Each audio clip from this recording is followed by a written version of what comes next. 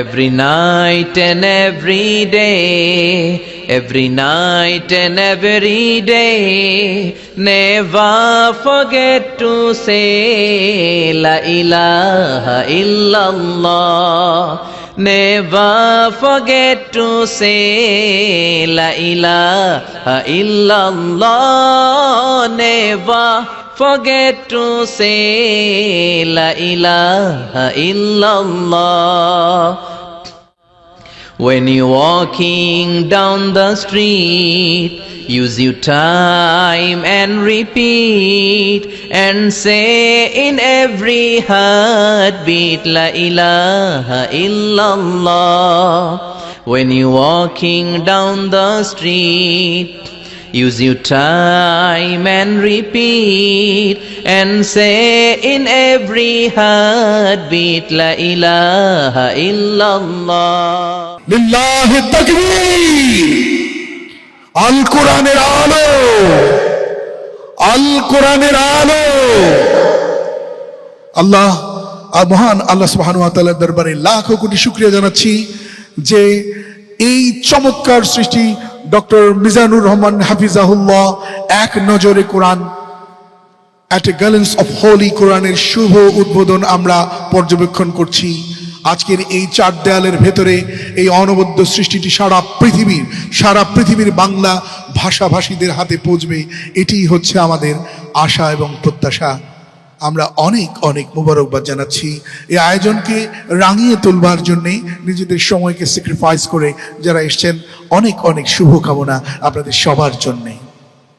মাশা আল্লাহ, জাযাকাল্লাহ, হায়াকাল্লাহ, বারাকাল্লাহ। অনেক অনেক ধন্যবাদ সম্মানিত অতিথি আপনাদের। বিসমিল্লাহ ওয়াসসালাতু ওয়াসসালামু আলা রাসূলিল্লাহ ওয়া বা'দ। আমরা আল্লাহর দরবারে শুকরিয়া আদায় করছি যে আল্লাহ তাআলা আজকে আমাদেরকে এই এক নজরে কোরআন বইয়ের বুক লঞ্চিং সেরিমনিতে হোটেল শেরাটনের এই বলরুমে একত্রিত হওয়ার সুযোগ করে দিয়েছেন। আমরা পড়ছি আলহামদুলিল্লাহ। প্রতিশ্রুতিশীল প্রকাশনা সংস্থা সত্যায়ন প্রকাশনকে আমি অন্তরের অন্তঃস্থল থেকে মোবারকবাদ জানাতে চাই এরকম চমৎকার একটি প্রোগ্রামের আয়োজন করবার জন্য এবং দেশের প্রথিতযশা আলেমী দ্বীন, শিক্ষাবিদ সবাইকে একটা প্ল্যাটফর্মে একত্রিত করবার জন্য।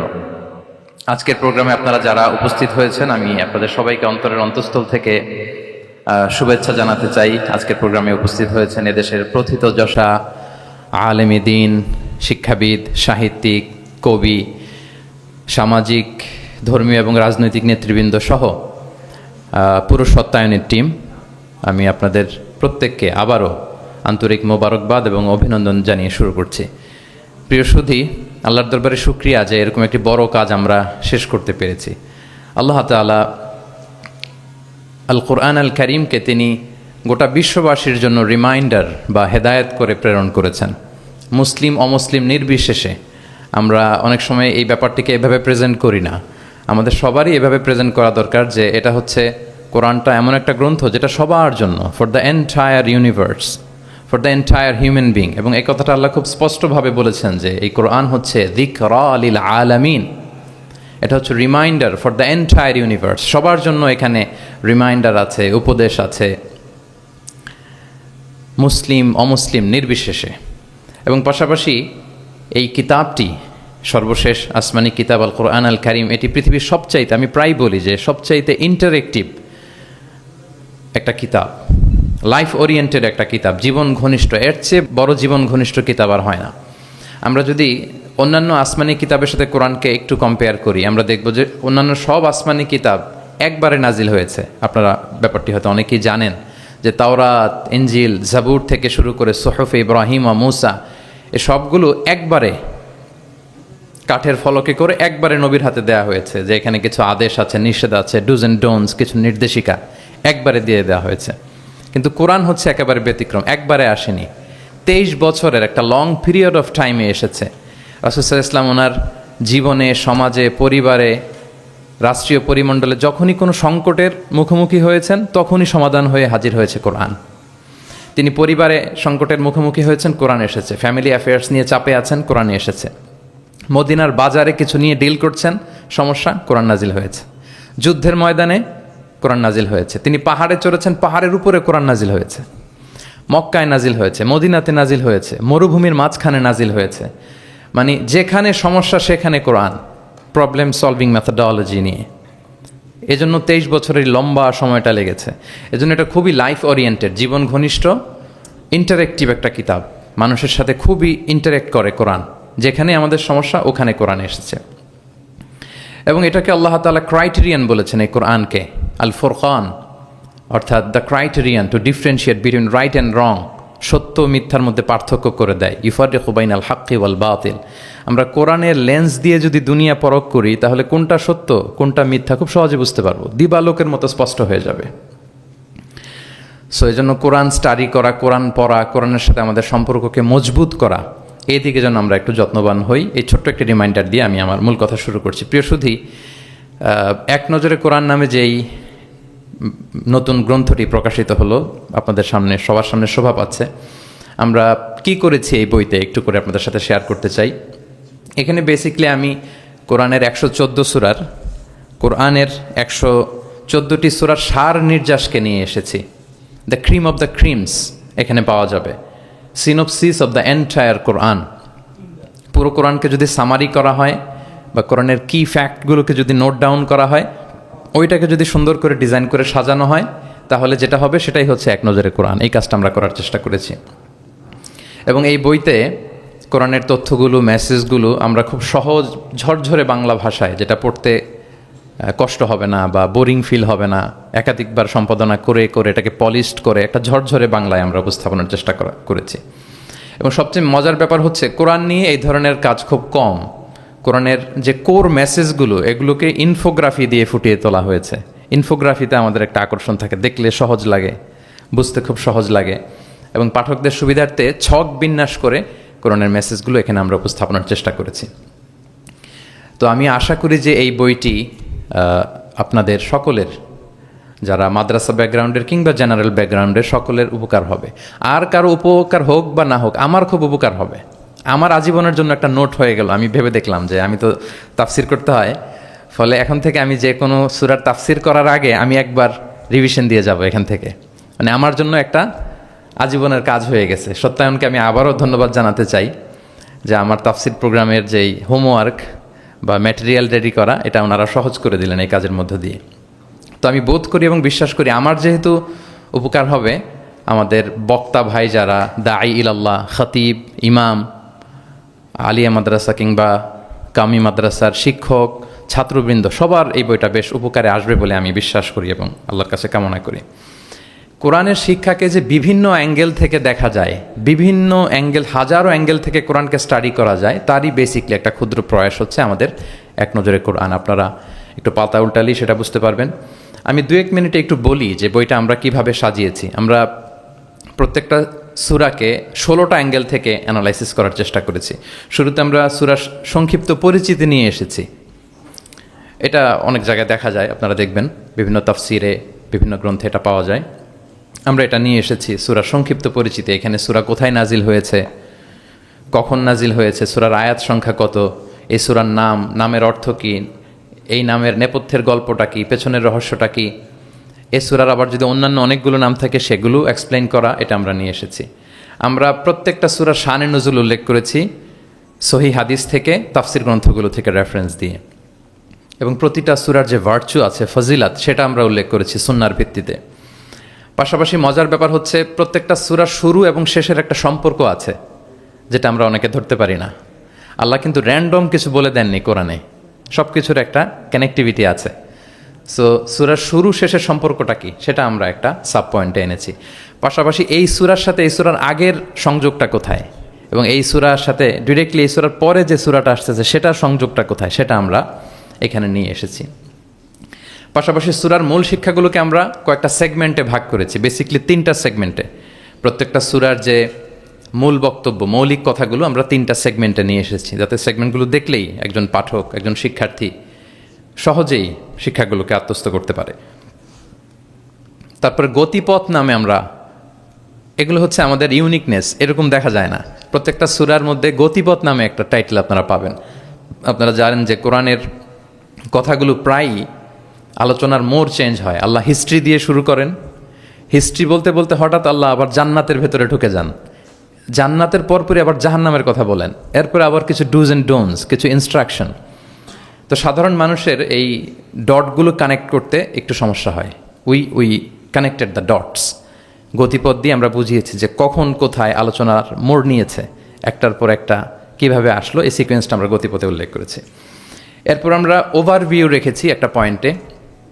ওভারভিউ হচ্ছে সূরার আয়াত ভিত্তিক বা রেঞ্জ ভিত্তিক এই সূরাতে কী নিয়ে আলোচনা করা হয়েছে তার সার নির্যাস। সূরা যত বড় হোক 10টা কলামে আমরা নিয়ে এসেছি, যেমন সূরা বাকারা অনেক বড় সূরা, 286টা আয়াতের সূরা, কিন্তু 10টা কলামে যদি আপনি দেখেন এন্টায়ার সূরা বাকারাতে কি আছে সার নির্যাস আমরা এখানে উল্লেখ করেছি। এরপর মেজর থিম উল্লেখ করেছি। বিভিন্ন বিষয় নিয়ে প্রতিটি সূরাতে আলোচনা হলেও কিছু ফোকাসড পয়েন্ট থাকে একটা সূরার, সেগুলোকে আমরা মেজর থিমে এনেছি। এরপর আমরা সেন্ট্রাল থিম রেখেছি, একটা সূরার কেন্দ্রীয় আলোচ্য বিষয় কি। এই বইয়ের কাজ করতে যে সবচেয়ে বেশি কষ্ট হয়েছে আমার এই সেন্ট্রাল থিম বের করতে, কারণ একটা বড় সূরার সেন্ট্রাল থিম নিয়ে আসা অনেক জটিল। আমি যদি আমার এই জার্নিটার সামান্য একটু আমি কয়েক সেকেন্ডে শেয়ার করি। লেটসে সূরা বাকারার সেন্ট্রাল থিম আমি কিভাবে বের করেছি। 286টা আয়াত, এই 286 আয়াতের মধ্যে এক কথায় সূরা বাকারার কেন্দ্রীয় আলোচ্য বিষয় কি আমরা কিভাবে বুঝবো। আমরা সূরা বাকারার সেন্ট্রাল থিম লিখেছি চেঞ্জিং দ্য লিডারশিপ। বাকারার সেন্ট্রাল থিম হচ্ছে বেসিক্যালি নেতৃত্বের পরিবর্তন। তাগায়ুরুল কিয়াদা মিন বানি ইসরাইল ইলা বানি ইসমাইল। বনি ইসরায়েলিদের হাত থেকে ফ্ল্যাগ নিয়ে আল্লাহ বনি ইসমাইলিদের হাতে তুলে দিয়েছেন। এটা হচ্ছে সূরাতুল বাকারা। এবার আপনাদেরকে একটু ভিতরে নিয়ে যায়। আমরা যদি সূরা বাকারা খেয়াল করি দেখবেন যে শুরুতে ইয়া বানি ইসরাইল আযকুরু নি'মাতি আল্লাতি, শুধু বনি ইসরাইল তোমাদেরকে এই নিয়ামত দিয়েছি, এই দিয়েছি, সেই দিয়েছি, মানে ওদেরকে গ্লোরিফাই করা হয়েছে। ওরা অনেক বড় জাতি ছিল, অনেক বড় সভ্যতা ছিল, এটা বোঝা যাবে। মুসা আলাইহিস সালামের সাথে এই হয়েছে সেই হয়েছে। এগুলো বলতে বলতে খানিক পরে আল্লাহ তাআলা কেবলা পরিবর্তনের ঘটনা আনলেন, তাহবিলুল কেবলা। কেবলা চেঞ্জ মানে হচ্ছে ক্ষমতার চেঞ্জ, কেবলা চেঞ্জ মানে গদি চেঞ্জ, কেবলা চেঞ্জ মানে সভ্যতার পরিবর্তন। এই কেবলা চেঞ্জের পরপরই দেখবেন এই উম্মার কথা শুরু, নামাজ, রোজা, জাকাত, অনেক নির্দেশিকা, ডুজ অ্যান্ড ডোনস।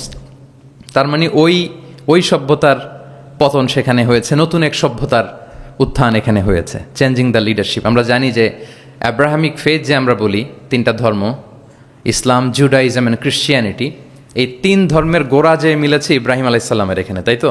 ইব্রাহিম আলাইহিস সালামের 2 সন্তান, ইসমাইল আলাইহিস সালাম, ইসহাক আলাইহিস সালাম। এটাকে যদি আমরা ইসমাইল ধরি, এটাকে যদি ইসহাক ধরি, তাহলে দেখেন এই ইসহাক আলাইহিস সালামের চ্যানেলে দুনিয়ার সব নবীরা এসেছে। সব নবী বলতে আমি বেশিরভাগ বোঝাচ্ছি, অলমোস্ট 99% নবী এই চ্যানেলে এসেছে। কিন্তু ইব্রাহিম আলাইহিস সালামের আরেক সন্তান ইসমাইলের চ্যানেলে কোনো নবী নেই, এটা নবী শূন্য একটা চ্যানেল। এবং সব নবীরা তাদের উম্মতের কাছে বলতো যে সর্বশেষ একজন নবী আসবে যিনি হবেন সবার সেরা, শ্রেষ্ঠ নবী। তো যেহেতু হাজার হাজার নবী ইসহাক, ইয়াকুব, ইউসুফ এই চ্যানেলে আসতেছে, তাদের একটা ধারণা ছিল ওই যে সর্বশেষ নবী, শ্রেষ্ঠ নবী, উনিও এই চ্যানেলেই আসবেন, সবার এটা বদ্ধমূল। আর এই চ্যানেলটাকে তারা বলতো নবী শূন্য চ্যানেল। ইসমাইল আলাইহিস সালামের চ্যানেলে 1000 বছর ধরে কোনো নবী আসে না, সব নবী আসে এই চ্যানেলে। কিন্তু আল্লাহ তাআলা তাদের ধারণাকে নস্যাৎ করে দিয়ে সর্বশেষ নবীকে আল্লাহ তাআলা এই চ্যানেলে না পাঠিয়ে মুহাম্মদ রাসূলুল্লাহ সাল্লাল্লাহু আলাইহি ওয়াসাল্লামকে তিনি ইসমাইল আলাইহিস সালামের চ্যানেলে পাঠালেন। ফলে লিডারশিপের চেঞ্জ হলো। এইভাবে আমরা সূরা বাকারার সেন্ট্রাল থিমকে আইডেন্টিফাই করেছে, চেঞ্জিং দ্য লিডারশিপ ফ্রম বানি ইসরাইল ইলা বানি ইসমাইল। রাসূল সাল্লাল্লাহু আলাইহি ওয়াসাল্লাম কিন্তু বনি ইসরাইল ছিলেন না, তিনি ছিলেন বানি ইসমাইল। এভাবে আমরা সেন্ট্রাল থিম বের করেছি। কজ অ্যান্ড ইফেক্ট নামে একটা, এগুলো আপনারা সোশ্যাল সায়েন্সের বিভিন্ন বইতে পাবেন। তাফসির গ্রন্থে সাধারণত আমরা আমাদের ক্লাসিক তুরাসি বইগুলোতে দেখি না, কিন্তু আমরা কজ অ্যান্ড ইফেক্ট রেখেছি। প্রত্যেকটা সূরার একটা নির্বাচিত আয়াত থেকে একটা কারণ এবং এই কারণের প্রভাব। ওয়ালাউ আন্না আহলাল কুরা আমানু ওয়াত্তাকাউ লাফাতাহনা আলাইহিম বারাকাতিম মিনাস সামা। জনপদের অধিবাসীরা যদি ঈমান আনে এবং তাকওয়া অবলম্বন করে তাহলে কি পাবে? বারাকাত। এটা হচ্ছে কজ, এটা হচ্ছে ইফেক্ট। লা ইন শাকারতুম লা আযীদান্না, এটা কজ, এটা ইফেক্ট। এইভাবে আমরা শুধু কজ অ্যান্ড ইফেক্ট দিয়ে 600 পৃষ্ঠার বই করা সম্ভব। তো আমরা প্রত্যেকটা সূরা থেকে একটা কজ অ্যান্ড ইফেক্ট এখানে উল্লেখ করেছি, জাস্ট একটা বিগিনিং হিসেবে। ইন ফিউচারে যদি আল্লাহ তাআলা আমাদেরকে তৌফিক দান করেন আমরা হয়তো কাজ করব। তারপর আমরা রিফ্লেকশন নামে, রিফ্লেকশন যেটাকে আমরা তাদাব্বুর বলি, তাদাব্বুরে কোরআন নামে একটা পয়েন্ট রেখেছি, ম্যাক্সিমাম একটা থেকে দুইটা তাদাব্বুর শেয়ার করেছি। এখানে আমাদের চিন্তার খোরাক আছে যে এই আয়াতের পেছনের গল্পটা কি, এখান থেকে আমাদের শিক্ষাটাকে আমরা সেখানে তুলে ধরবার চেষ্টা করেছি। কেস স্টাডি একটা পয়েন্ট রেখেছি, যেটা সাধারণত তাফসির গ্রন্থে আমরা দেখি না। কেস স্টাডি এটাও সোশ্যাল সায়েন্সের একটা টার্মিনোলজি। কেস স্টাডি হচ্ছে অতীতের কোনো ঘটনা প্রবাহকে কেন্দ্র করে ওটার উপর বেস করে বর্তমান এবং ভবিষ্যতের সিদ্ধান্ত নির্ধারণ করা, এটাই আমরা করেছি। অর্থাৎ কোরআনের লেন্স দিয়ে আমরা বর্তমানকে পরখ করবার চেষ্টা করেছি এই কেস স্টাডি পয়েন্টে। সবশেষে কিছু শব্দ জানতেই হয়, এরকম একটি পয়েন্ট রেখেছি যে কিছু শব্দ আছে এগুলোর অর্থ আমাদের জানতেই হয়। একেবারে রুট লেভেলে বাদাবিরা, মরুর বেদুইনরা এই শব্দ দিয়ে কী মিন করে, প্রফেটের টাইম এটা দিয়ে কী মিনিং হতো, আধুনিক আরবিতে এটা দিয়ে কী মিনিং করে, শুধু এইটার উপর 1000 পৃষ্ঠার বই করা সম্ভব। তো ফলে আমরা মাঝে মাঝে কিছু সূরায় কিছু শব্দ জানতেই হয় এই শিরোনামে কিছু কিছু কথা আলোকপাত করেছি। সো এইভাবে আমরা এক নজরে কোরআনটা সাজাবার চেষ্টা করেছি। প্রিয় সুধী, as a writer, as a author of the book, আমাকে যদি বলা হয় যে এটা কোন ধরনের বই, তাহলে আমি বলবো এটা একটা মাইন্ড ম্যাপিং বুক। আপনারা মাইন্ড ম্যাপিং বুকের কথা শুনবেন। এটা হচ্ছে, এই বইটাকে যদি আপনি পড়েন তাহলে কোরআনের শিক্ষাগুলো আপনার মাইন্ডে ম্যাপের মতো চলে আসবে। খুব ইজিলি আপনি এটা থেকে লেসন নিতে পারবেন এবং শেয়ার করতে পারবেন। তো বর্তমান সময়ের জন্য আমার কাছে মনে হচ্ছিল যে এরকম একটা কাজ দরকার। আমার কোরআনের একাডেমিক জার্নি শুরু হয়েছে 2008-এ। আল আজহারে আমি তাফসির নিয়ে ব্যাচেলর করেছি। তারপর মালয়েশিয়াতে আমি মাস্টার্স পিএইচডি করেছি কোরআনের উপর, হিউম্যান এমব্রায়োলজি, মায়ের পেটে বাচ্চার ভ্রূণ যে ডেভেলপ করে, নুতফা, আলাকা, মুদগা। দুজন সায়েন্টিফিক মুফাসসির তান্তাবি জাওহারি আর জাকলুল আন নাজ্জার, ওনাদের কম্পারেটিভ অ্যানালাইসিস করেছি। পিএইচডিতে human behavioural patterns in the holy Quran, মানুষের আচরণগত দিকটা কোরআন কীভাবে দেখে, এই যে আমাদের এক এক মানুষ এক এক আচরণ এক একভাবে রিয়্যাক্ট করি, এর পেছনের কারণটা কি, কোরআন কীভাবে দেখে, এটা নিয়ে আমার গবেষণা ছিল। তো ফলে বর্তমান সময়ে আমি দেখলাম যে এরকম মাইন্ড ম্যাপিং বুকের খুব দরকার। এখন দেখবেন যে মানুষের সময় খুব কম, all are rushing, super busy, সময় নাই হাতে। এখন মানুষ ভিডিও দেখে না। আমি 2 বছর আগে একটা প্রফেট সিরিজ করেছিলাম 25 জন নবীর জীবনের উপর, খুবই ওয়েল ডকুমেন্টেড ম্যানারে, একাডেমিক ওয়েতে। তো এটার ভিউ খুব একটা নাই, এগুলো দেখতে চায় না মানুষ। মানুষ খুব বিজি। এখন কি দেখে জানেন? আমি বলে দিই, রিলস দেখে, রিলস, তাই না? রিলসে এই 1 মিনিট, 1.5 মিনিট, 2 মিনিট সে তার জিনিসটা পেয়ে যায়। হতে পারে নলেজ, হতে পারে কোনো ইনফরমেটিভ ভিডিও, অথবা এন্টারটেইনমেন্ট, রিলসে মানুষ। তো আমি ভাবলাম যে এখনকার মডার্ন সোসাইটির কথা যদি বলি, আমরা কালচারাল এলিট বলে যাদেরকে একটু বাঁকা চোখে কথা বলি, এদের কাছে যদি আমাকে কোরআন পৌঁছাইতে হয়, এরকম মাইন্ড ম্যাপিং একটা বুক দরকার। তো সেই চিন্তা থেকে আমাদের কয়েক বছরের পরিশ্রম, আল্লাহ তাআলা দয়া করে আলোর মুখ আজকে আমরা দেখেছি, বইটা আলোর মুখ দেখেছে আলহামদুলিল্লাহ। সেই চাহিদা মাথায় রেখে, মানুষের যে চাহিদা, এটা মাথায় রেখে আমরা বইটাকে ডিজাইন করেছি। আমাদেরকে অনেকে প্রশ্ন করেন, শায়েখ আপনি তো কোরআন নিয়ে অনেক ইন্সপায়ার করেন, তো কোরআন যে পড়তে বসি, অনুবাদ পড়লে অনেক সময় বুঝি না। সাধারণ মানুষ আসলে বুঝে না যে হঠাৎ আল্লাহ এটা বলে, এরপরে এটা বলে। আমার আম্মাই এই কথা বলে আমাকে শুনে, শায়েখ আহমদুল্লাহকে শুনে, এরকম কোন আলেম কি বলতেছে আমার আগে আমার আম্মার কাছে পাওয়া যায়। ওই যে ইউটিউব থাকে, খালি দেখতে থাকে কার কি আলোচনা আসলো। আর কোরআনটা পড়ে, তো আম্মা আমাকে মাঝে মাঝে বলে যে বাবা, সূরা ইউসুফে হঠাৎ এটা বলতে যে আবার এটা কেন বললো। তো উনি তো আর আমাদের মতো সিস্টেমেটিক অর্ডারে ওস্তাদের সামনে বসে পড়ে পড়ে তো আর আসে নাই। সো ওনাকে কেউ ধরাই দিতে হবে। ওই ধরিয়ে দেওয়ার কাজটা আমরা অনেকটা এক নজর কোরআনে করেছি। ফলে আমরা কোরআনের কোনো সূরার অনুবাদ পড়ার আগে, তাফসির পড়ার আগে, আমরা যদি এক নজরে কোরআন থেকে ওই সূরাটা একটু পড়ে নেই, আমার মনে হয় যে খুব সহজে আপনি সূরাটা ধরতে পারবেন। লেটসে আপনি প্ল্যান করেছেন এই রমাদানে আমরা সূরা ইয়াসিন, এই রমাদানে সূরা ইয়াসিনের বঙ্গানুবাদটা পড়বো, সূরা ইয়াসিনের তাফসির আমরা পড়বো তাফহিম থেকে, জিলাল থেকে, ইবনে কাসির থেকে, যে কোনো হোয়াটএভার ইট ইজ। আপনি সূরা ইয়াসিনের অনুবাদ এবং তাফসির পড়ার আগে যদি এক নজরে কোরআন থেকে জাস্ট 5 পৃষ্ঠা একটু পড়ে নেন, আপনি আগে থেকেই বুঝে যাবেন এই সূরায় কি কি আছে, কি কি বলা হচ্ছে, সেন্ট্রাল থিম কি, মেজর থিম কি, সার নির্যাসটা কি সূরা ইয়াসিনের, এখানে আপনি পেয়ে যাবেন। এরপর আপনি অনুবাদ পড়েন, সহজ, you will get an overall idea, সহজ হবে আপনার জন্য ইনশাআল্লাহ বিইذنিল্লাহ।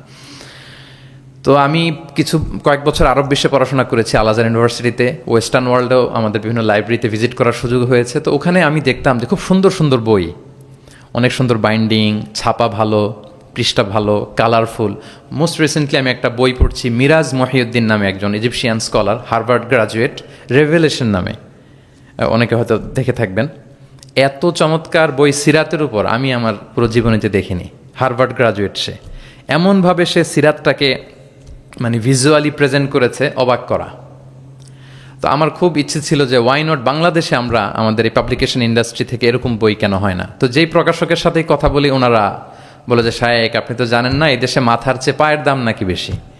তাই আমি বললাম এটা আবার কি জিনিস? বলে যে পায়ে তো জুতা পরে, মানুষ জুতা কেনার জন্য অ্যাটলিস্ট 2000 টাকা বাজেট রাখে, মানে 2000 টাকার কমের নিচে নাকি জুতা হয় না এই দেশে ভালো জুতা।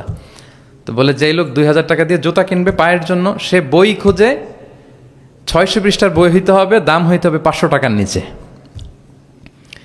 তো এই ব্যাপারটা যৌক্তিক, আমাদের মধ্যে ওই কালচারটা গড়ে ওঠেনি। তো আমি আবারও সত্যায়ন প্রকাশনকে ধন্যবাদ জানাতে চাই। ওনাদের সাথে অনেক মিটিং করে অনেকভাবে বুঝিয়ে আমি ওনাদেরকে রাজি করেছি এবং ওনারাও অ্যাগ্রি করেছেন যে না শাক আপনি যেভাবে গাইড করবেন ওভাবেই আমরা বইটা করব। আপনারা দেখবেন যে 608 পৃষ্ঠার একটা বই, হার্ড কাভার, 4 কালারের কম্বিনেশন এবং মেট যে আর্ট পেপার, পুরো আর্ট পেপারে এই 608 পৃষ্ঠার বইকে আমরা এনেছি। তো আমার কাছে মনে হয় যে মডার্ন সোসাইটিতে আমাদের ইসলামের দাওয়া বা মেসেজগুলো পৌঁছাতে হলে আমাদের স্ট্র্যাটেজি একটু পাল্টাতে হবে। যেভাবে তাদের কাছে রিচ করা যায়, পৌঁছা যায়, আমাদের কন্টেন্ট যেমনি ভালো হইতে হবে, পাশাপাশি আমাদের বাধাই, আমাদের কাভার দেখলেই যাতে ভালো লাগে। আমার মনে হয় যে এই বইটা কেউ দেখে একটু নাড়াচাড়া করলেই সে এটা কালেক্ট করতে চাইবে। তো আমার তো আরও কয়েকটা পাবলিক ইভেন্ট আছে, আমি তো বিভাগীয় পর্যায়ে প্রোগ্রাম করছি, আমার ময়মনসিংহ এবং রাজশাহী বিভাগের প্রোগ্রাম বাকি। তো আমি সেখানেও আহ্বান জানাবো যে আপনারা কাইন্ডলি বইমেলায় যাবেন, যে বইটা শুধু দেখবেন, আমি কিনতে বলবো না কাউকে। তো এটার দাম যেহেতু একটু বেশি হয়ে যাচ্ছে, আমি প্ল্যান করতেছি যে আমাদের তো কিছু শুভাকাঙ্ক্ষী ভাই বন্ধু আছে, তাদেরকে বলবো যে কিনে কিনে বিতরণ করবেন। এলাকার কোনো ইমাম, খাতিব, কোনো বক্তা যেন বাকি না থাকে। কেউ না পেলে আমার সাথে যোগাযোগ করবেন, আমি নিজ টাকায় এটা বিতরণ করব। যদি আল্লাহ তাআলা এই ওসিলায় যদি আমাদেরকে কবুল করে, এটাই আমাদের জন্য অনেক বড় সৌভাগ্য। সবশেষে আপনারা অনেক ব্যস্ত মানুষ, এমন অল আর লাইক স্টার্স, এখানে নজুম, দেশ বরেণ্য এতগুলো পাবলিক ফিগার, এত প্রথিতযশা আলেমে দ্বীন, সাহিত্যিক, বুদ্ধিজীবীদেরকে এক প্ল্যাটফর্মে আনা এটা অনেক কঠিন। তারপরেও আপনারা শুধু কোরআনের দিকে চিন্তা করে আপনারা সময় বের করে এসেছেন। আপনারা আমার অন্তরের অন্তঃস্থল থেকে শুভেচ্ছা জানবেন, ভালোবাসা জানবেন। আপনাদের সবাইকে আমি আবারও শুভেচ্ছা জানাচ্ছি, সত্যায়ন প্রকাশনকে শুভেচ্ছা জানাচ্ছি এবং আল্লাহ তাআলার কাছে এই ছোট্ট অ্যাপিলটুকু, দোয়াটুকু আল্লাহর কাছে করে যে রব্বানা তাকাব্বাল মিন্না ইন্নাকা আনতাস সামিউল আলিম ওয়া তুব আলাইনা ইয়া মাওলানা ইন্নাকা আনতাত তাওয়াবুর রহিম। সাইয়েদনা ইব্রাহিম আলাইহিস সালাম ওনার সন্তান ইসমাইলকে নিয়ে যখন কাবা বানালেন, এই দোয়াটা করেছিলেন যে আল্লাহ আপনি কবুল করুন। আজকের এই বুক লঞ্চিং সেরিমনিতে আল্লাহর কাছে এই দোয়াটুকুই করে যে আল্লাহ আপনি মেহেরবানি করে এই কাজটুকু আপনি কবুল করুন। হাদা মা ইনদি ওয়াল ইলমু ইনদাল্লাহি আলাইহি তাওয়াক্কালতু ওয়া ইলাইহি উনীব। আসসালামু আলাইকুম ওয়া রাহমাতুল্লাহি ওয়া বারাকাতুহু।